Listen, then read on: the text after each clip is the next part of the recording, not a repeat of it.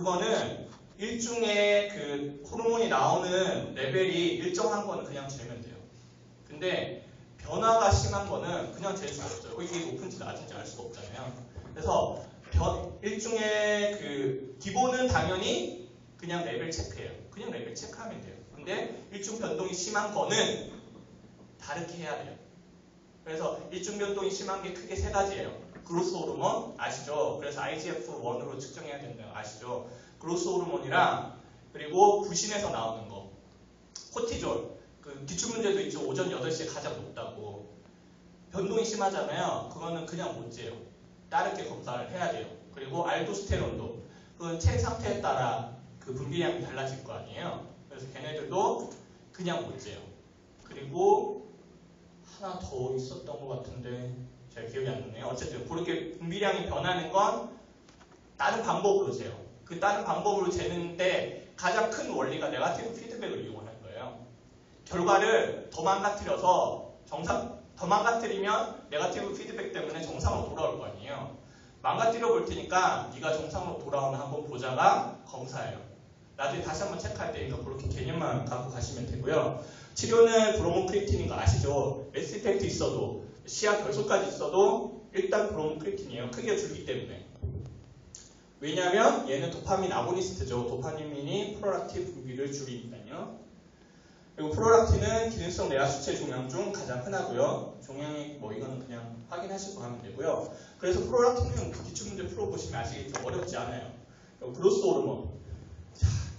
제가 이게 풀다 보니까 대사 부분이랑 호르몬 부분이랑 너무 헷갈리더라고요.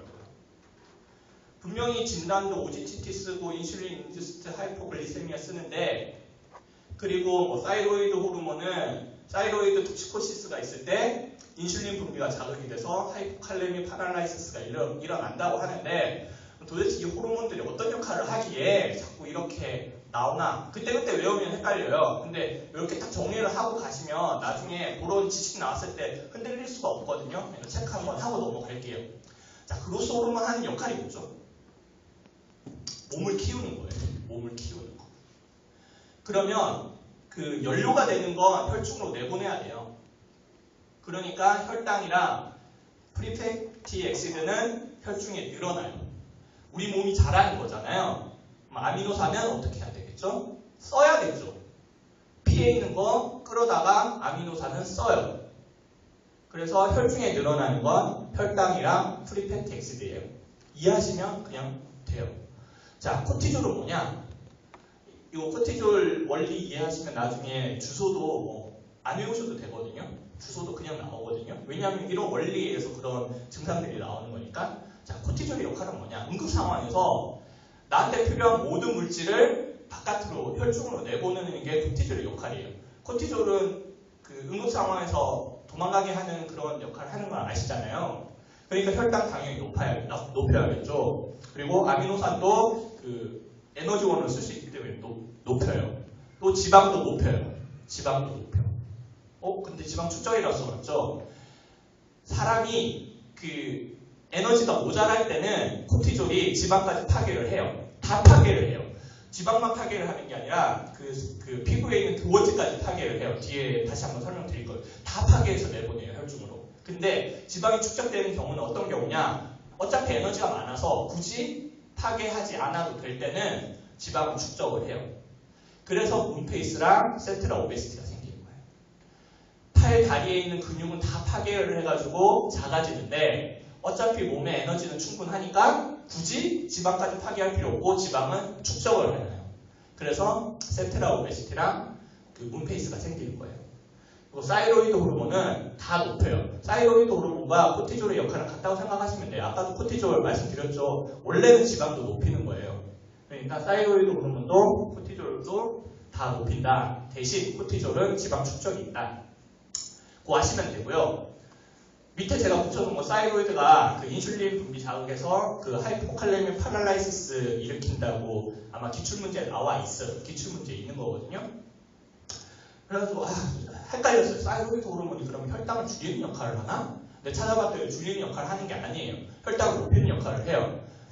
그래서 이거는 그냥 제가 그냥 생각한 건데 혈당을 높이는 역할을 하니까 리바운드로 인슐린 분비가 높아지는 거 아닐까 싶어요. 그래서 리바운드로 인슐린이 높아져서 아시죠? 인슐린이 글루코즈 끌고 들어갈 때 포타슘도 같이 끌고 들어가요. 인슐린이 글루코즈 끌고 들어갈 때 포타슘도 같이 끌고 들어가요. 그래서 하이포칼레미아가 생기는 거거든요. 그렇게 아시면 되고요. 그러면 그로스 호르몬과 코티졸도 혈당을 높이는데 얘네들도 리바운드로 인슐린이 높아지지 않느냐라는 생각을 할 수도 있을 것 같은데 그런 기출문제는 없더라고요. 그 부분까지는 제가 어떻게 말씀을 드릴 수 없는데 이 정도로 체크를 하시면 될 것 같고요. 자, 그럼 그로스 호르몬 진단. 아까 그로스 호르몬은 일충병동이 심하다고 했으니까 인슐린 라이트 그로스 팩터로 그 선별 검사를 하고 그리고 OGTT. 아까 말씀드렸죠. 일충병동이 심한 건 네거티브 피드백을 이용을 한다고. 자, 그로스 호르몬 역할이 뭐였죠? 혈당을 높이는 거예요. 그러니까 네거티브 피드백을 일으키려면 결과를 더 망가뜨려요. 망가뜨린 다음에 네거티브 피드백이 정상이면 정상으로 돌아가겠죠. 그만해야겠네? 그 혈당이 너무 높으니까 내 역할을 그만해야겠네 하고 그로스 호르몬이 줄 거 아니에요. 그래서 OGTT를 쓰는 거예요. 혈당을 높이는 역할을 하니까 너 한 번 더 망가져 봐라. 정상으로 이래도 정상으로 안 돌아올래? 이게 진단의 원리예요. 그래서 OGTT를 쓰고요. 그리고 MRI를 찍어서 그 부분이 이제 커져 있으면 확진을 할 수가 있겠죠. 그리고 그로스 호르몬의 치료는 서지컬 리섹션이고 수술을 재발했을 때 옥트레오타이드 소마토스타틴인데 치료도 제가 한꺼번에 다시 정리를 했거든요. 제가 여기서 그 애매한 거는 원칙을 정해드릴게요. 여기서 정해드리는 겁니다. 그 항진된 건 수술이에요. 무조건 항진된 건 수술이에요. 근데 예외가 3가지 있어요. 뒤에 다시 체크해 드릴 거예요. 항진된 건 수술이에요. 저하된 건 어떻게 수술을 하겠어요? 저하된 건 무조건 메디칼이에요. 생각을 해보세요. 항진된 건 없애면 되죠. 근데 저하된 건 수술로 해결할 수 있는 방법이 없어요. 그렇기 때문에 저하증 나오면 무조건 수술은 답이 아니에요. 항진증 나오면 거의 대부분 수술이 답이에요. 단 몇 가지 예외가 있어요. 그럼 뒤에서 한번 체크해 드릴 거예요. 이거는 확인하시고 넘어가시면 되고, 자, 프롤락티노마와 아크로메갈리는, 프롤락티노마는 그 성기능 감퇴잖아요. 자극 증상이 빠르게 나타나요. 그래서 마이크로 아데노마가 많아요. 마이크로 아데노마랑 마크로 아데노마 기준은 1cm가 기준인 거 알고 계시면 되고요. 아크로메갈리는 체형만 보면은 뭔가 너무나 확연한 것 같지만 변화가 속도가 너무 느리기 때문에 옆에서 체크를 못해요. 그래서 마크로 아데노마가 많아요. 이 호르몬은 아까 말씀드렸던 그로스 호르몬이랑 프롤락틴이에요. 도파민은 그로스 호르몬이랑 프롤락틴 모두 작용을 해요. 근데 그 도파민은 이 2가지 호르몬의 치료제로 쓰여요. 이렇게 외워두시면 헷갈릴 일 없어요. 왜? 일단 프롤락티노마 때 도파민 쓰죠. 그리고 말단 비대증 때는 GH를 억제를 해요. 공부하신 분은 알겠지만 GH가 헷갈리는 게 말단 비대증이랑 정상일 때 다르잖아요. 그 중에 대표적인 게 도파민이랑 관계인데 도파민이 정상에서는 GH를 증가시키는 역할을 하는데 말단 비대증에서는 GH를 억제하는 역할을 해요. 그러니까 문제가 생겼을 때 도파민은 모두 치료제로 쓰일 수 있어요. 이렇게 외워두시면 헷갈리지 않게 정보를 아실 수 있으실 거예요. 그러면 뇌하수체 기능 저하증을 볼게요. 100%예요. 심한 자궁출혈 패스트 히스토리 있어요. 근데 바로 증상 나타나는 게 아니더라고요. 저도 처음에 그 뒤에 내용 안 보고 문제를 풀어보니까 자궁출혈이 있은 지 몇 년이 지났는데 그제서야 증상이 나타나더라고요. 분만시 다량 출혈이 있은 지 5에서 10년 후에 서서히 호르몬 결핍 증상이 일어난대요. 그리고 주소는 주로 무력감, 식욕부진, 구토인데 뒤에 다시 한번 확인해 보겠지만 부신피질 기능 저하증 주소랑 똑같아요. 부신피질 기능 저하증 주소랑 똑같아요. 그러니까 HTH 부족에 의한 증상이 가장 드라마틱한 증상인가 봐요. 그렇게 나타나요. 자, 그러면 진단은 어떻게 하느냐? 제가 그 새로 퍼시픽 책 안 사고 제가 공부했을 때 책 보고 했거든요. 혹시 새로 퍼시픽에도 그 뇌하수체 기능 저하증 진단이 인슐린 인듀스트 하이포글리세미아 테스트로 나와 있나요? 뭘로 나와 있어요? 저걸로 나와 있나요? 여전히? 해주세요. 다른 거 나와 있는 거 없나요?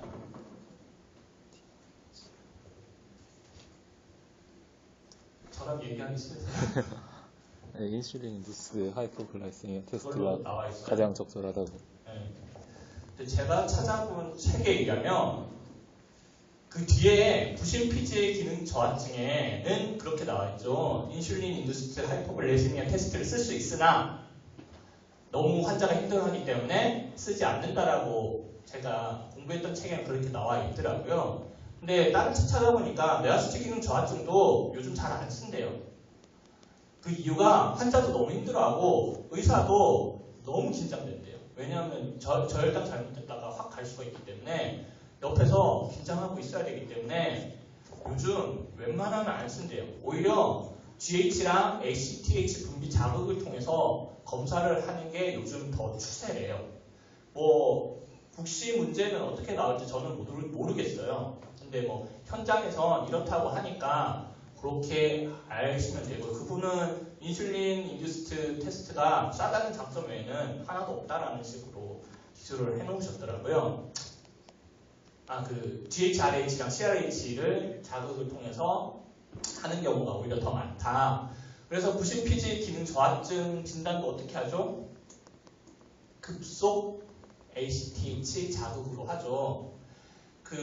딱 예외 하나가, 아까 제가 말씀드렸듯이 레벨 체크 아니면 네거티브 피드백을 이용을 하는데 그 중 예외 딱 하나가 부신피지 기능 저하증이에요. 급속 ACTH는 네거티브 피드백을 이용하는 게 아니라 네거티브 피드백은 결론을 이용해서 돌아오는 건데, 그 부신피지 기능 저하증이나 뇌하수체 기능 저하증은 앞에서 ACTH랑 GHRH랑 CRH를 통해서 분비를 자극을 해서 체크를 하는 거거든요. 그것만 예외로 아시면 되고요. 이 부분은 원하시는 대로 내용을 아시고 계세요. 그리고 치료는 반드시 코티졸 투여가 우선이에요. 그 후 나머지 호르몬 투여를 해야 돼요. 아시죠? 아드레날 크라이시스 예방 위해서 그런다는 거. 뒤에 다시 한번 또 언급할 거고요. 아드레날 크라이시스는. 자, 뇌하수체 후엽도 그림을 한번 떠올리시고, 이름은 다 아실 테고, 자, ADH의 기능은 삼투압 조절이에요. 삼투압 조절. 자, 이게 항이용 호르몬 있잖아요. 수분을 재흡수를 해요.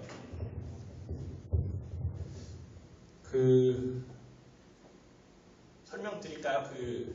사구체에서 세뇨관에서 수분 흡수 어떻게 되는지 잠시 설명드릴게요. 물어봤자 아무도 대답 안 하실 것 같고.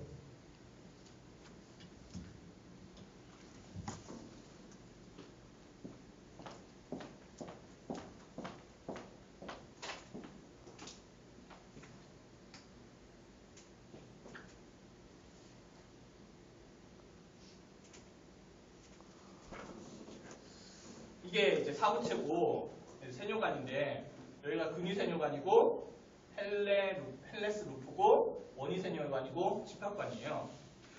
ADH는 어떻게 작용을 하냐면, 자, 일단 그 전에 수분을 재흡수하는 기전이 뭐냐면 이 헬레스 루프가 가장 중요한 역할을 해요. 그림을 이렇게 그리는 이유가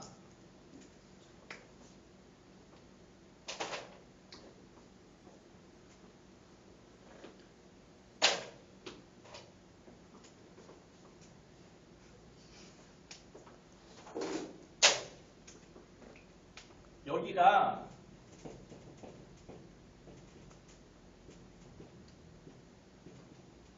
신장의 피질 부분이고요. 여기가 수질 부분이에요. 요를 농축하는 기전은 수질에서 일어나요. 수질.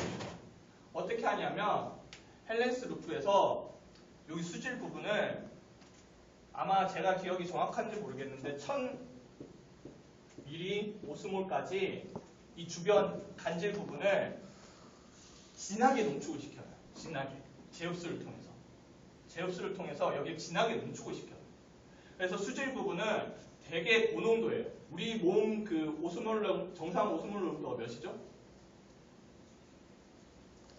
네, 285에서 295 정도죠. 약 300이에요. 1000이면 엄청 높은 거잖아요. 여기를 진하게 해놔요. 그런 다음에 소변이 이렇게 가다가 이 부분이 집합관인데요. 집합관에 아쿠아포린이라는 수분 통로가 있어요. 이 수분 통로를 열어주는 게 ADH의 역할이에요. 이미 여기는 엄청 높은 농도예요. 여기 처음보다 높을 수가 없어요. ADH가 문만 딱 열어주면 삼투압에 의해서 물이 쫙 빨려 들어가는 거예요.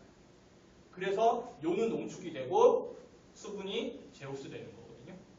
그렇게 아시면 되고요. 이따가 뭐 또 이뇨제랑 그 전해질이랑 뭐 이런 부분이 공부할 때 상당히 헷갈리거든요. 이따 뭐 또 사이아자이드랑 나올 건데 지금 설명드릴까요? 아니면 필요 없으세요? 네. 해드려요? 간단하게 언급하고 넘어갈게요. 뭐냐면 뭐 조금 고득점을 원하시는 분들은 이해해 두시면 나중에 아까도 말씀드렸듯이 가설을 허물 필요가 없기 때문에 조금 더 고득점 이루기에는 더 도움이 되거든요. 일단 사이아자이드는 원위세뇨간이 작용을 해요.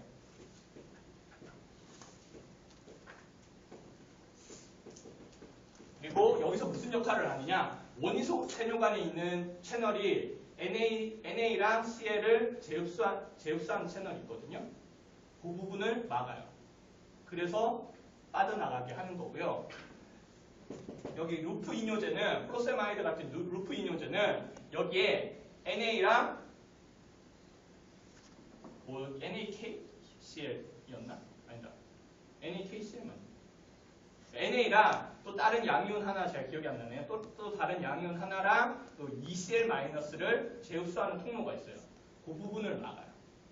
그리고 알도스테론은 여기서 작용을 하는데 알도스테론의 역할은 뭐냐면 소듐을 재흡수를 하는 거잖아요. 소듐을 재흡수하면서 나머지 양이온은 다 내보내요.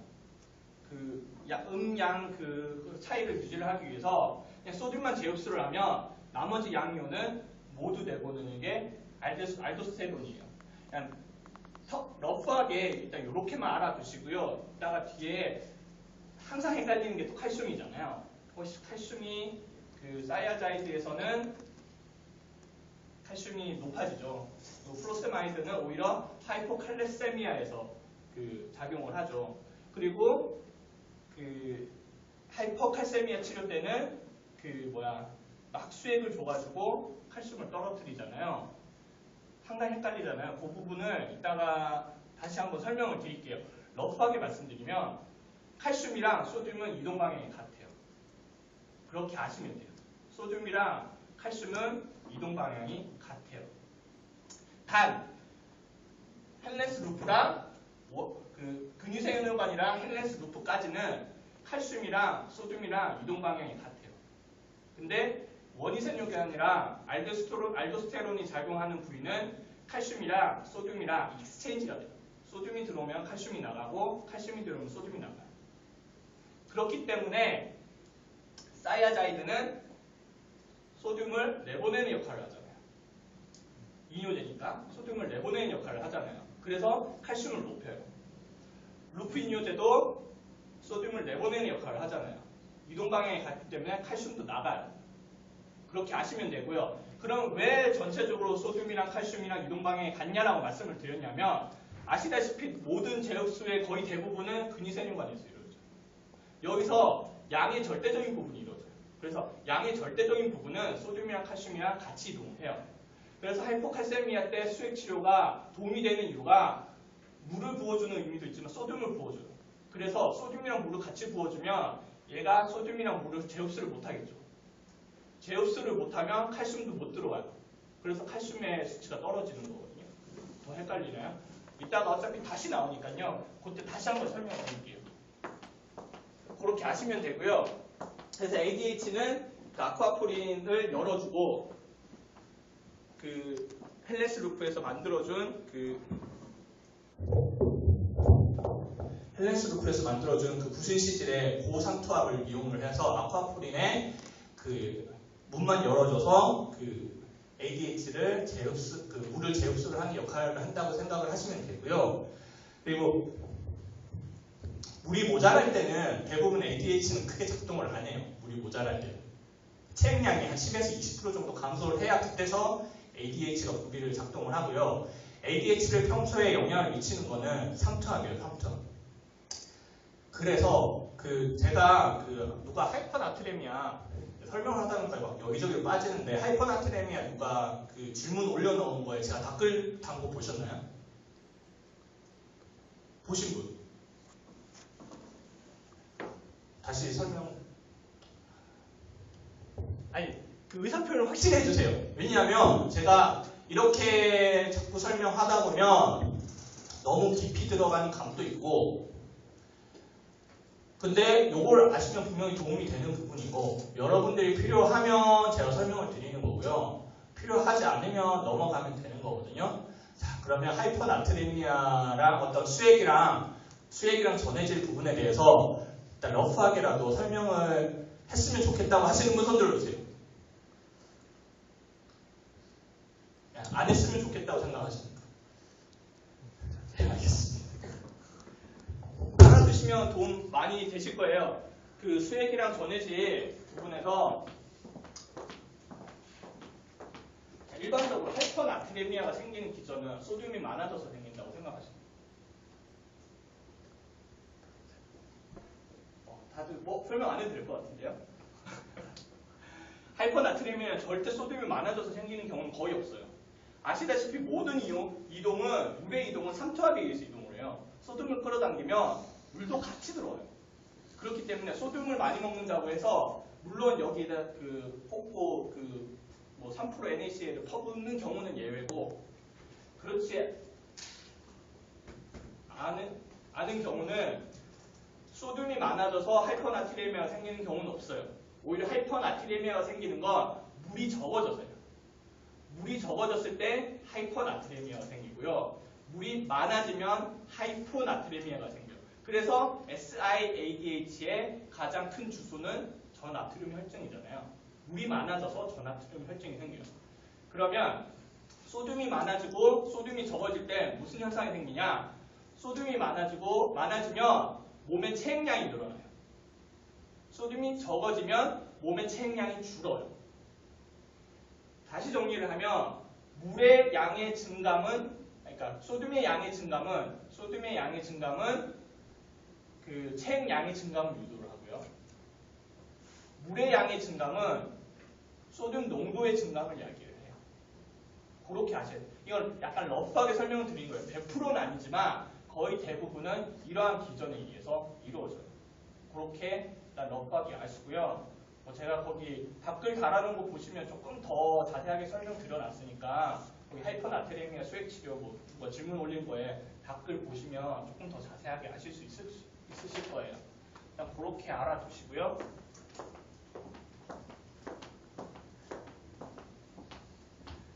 그래서 ADH는 우리 몸에 물 제흡수잖아요. 물은 뭐다? 나트륨의 농도를 좌우를 한다고 했잖아요. 그래서 그 나트륨 농도를 좌우를 해요. 그래서 그 SiADH는 저나트륨 혈증을 일으키는 거고요. 그러면 DI는 고나트륨 혈증을 일으킨다? 아니에요. 뭐냐면 우리 몸의 갈증 기전은 완벽해요. 조금이라도 삼투압이 증가하는 현상이 일어나면 물을 먹게 돼요. 그래서 요붕증은 물을 못 먹게 하지 않는 이상은 고나트륨 혈증이 일어나지는 않아요. 근데 물 못 먹게 하면 고나트륨 혈증이 일어나요. 그래서 의식 소실된 DI는 위험해요. 고나트륨 혈증. 왜 고나트륨 혈증, 저나트륨 혈증이 문제가 되느냐 하면 그거는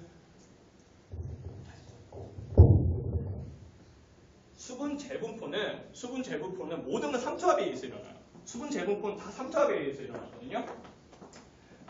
그럼 수분 재분포는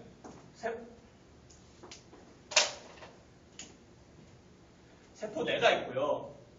간질 부분 있고 혈관 부분 있잖아요. 총 3군데로 이루어져 있어요. 우리 몸은 체액 분포가 3군데 아니면 없어요. 3군데로 이루어져 있는데 이 세포 외에 주 수분을 끌어당기는 요소는 소듐이에요. 소듐이 세포 외액으로 그 분포를 하고요. 그리고 그 여기 혈관은 단백질 부분이에요. 질 부분이 수분을 끌어다니는 역할을 해요. 그래서 0.9% NaCl을 넣어주면 세포 내로는 안 들어가요. 왜?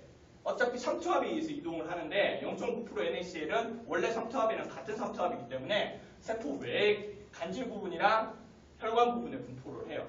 그래서 우리 몸의 유효순환 혈액량이 부족을 해가지고 응급 상황일 때는 뭐 0.4% 셀라인 뭐 이런 거 안 쓰고 0.9% 셀라인을 쓰잖아요. 그게 세포 내로 안 들어가게 하려고. 포도당을 쓰면은 세포 내로도 물이 들어가고 세포 바깥에도 물이 들어가기 때문에 세포 외액량을 증가시키는데, 그러니까 혈장량을 증가시키는데 도움이 안 돼요. 느려요. 그래서 0.9% NaCl을 쓰는 거고요. 단백질 부분은 여기 혈관에만 물이 분포하게 하는 삼투압 물질이에요. 그래서 네프로틱 신드롬이 뭐죠? 신장에서 단백질 나가는 거죠. 우리 몸에 단백질이 없어져요. 우리 몸에 단백질이 없어지니까 여기에 물을 못 가지고 있는 거예요. 그래서 유효순환 혈액량이 줄게 되겠죠. 유효순환 혈액량이 줄면 제가 첫 시간에 말씀드렸던 골드룰인데 유효순환 혈액량이 우리 몸에서 가장 중요해요. 다른 모든 이유 다 제쳐두고 뇌랑 심장에 피가 안 가는 거는 다른 모든 이유 제쳐두고 제일 먼저 다뤄야 될 부분이에요. 그래서 유효순환 혈액량이 감소를 하면 우리 몸에서 무슨 역할을 한다? 어떻게든 유효순환 혈액량을 맞추기 위해서 물을 끌어들여요. 그래서 몸에 부종이 생기는 거예요. 몸에 부종이 생긴 이유는 그냥 유효순환 혈액량이 감소해서 몸에 부종이 생겼다고 생각을 하시면 돼요. 이게 부족하니까 어떻게든 물을 끌어들여서 생긴 게 부종이거든요. 그렇게 이해를 하시면 되고요. 단백질이 혈장의 삼투압을 좌우를 하고 소듐이 세포 외액의 삼투압을 작용을 한다. 이 정도 개념을 갖고 계시면 나중에 계속 도움이 되실 거예요.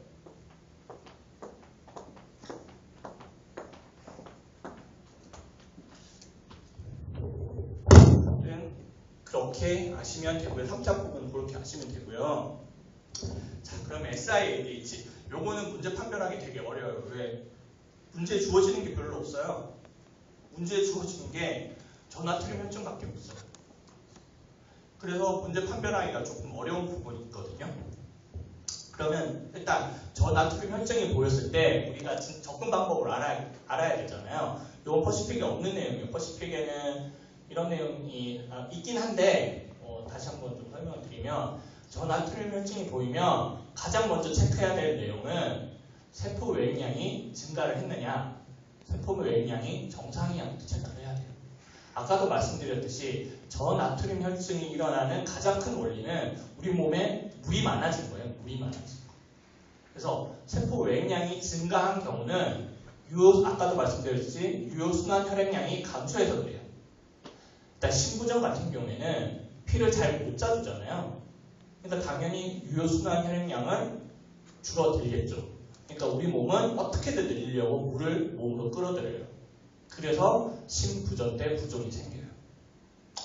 간 경변은 포탈베인의 압력이 높아지잖아요.